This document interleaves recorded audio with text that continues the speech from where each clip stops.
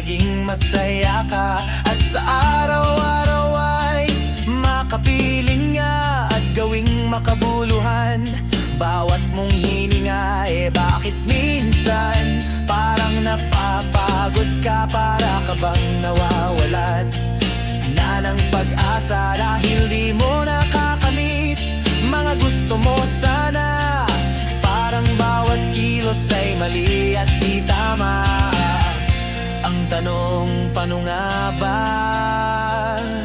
Unang regalo ay ang iyong pamilya na sa'yo ay nag-aaruga at nag-aalala, na ang inisip lang paano ka mapasaya. Sumunod mga kaibigan, sumusuporta kahit kalian ay di ka iniwan o nawala.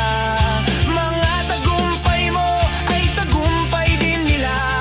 Silang malulungkot kapag sumusuko ka at tumingin ka sa paligid. May kakaiba, mga taong sa'yo ay humuugot ng pag-asa, na para kang hangin sa paglipad nila, na ang hangad mo ay ang pagtayog nila. Nalulungkot na ang tao pag iniis ay sarili na, na mas higit ng tagumpay at buhay ng iba. Di na nakikita ang makinang na ginto sa puso niya, sapagkat kinuyong at itinago lang sa palad niya.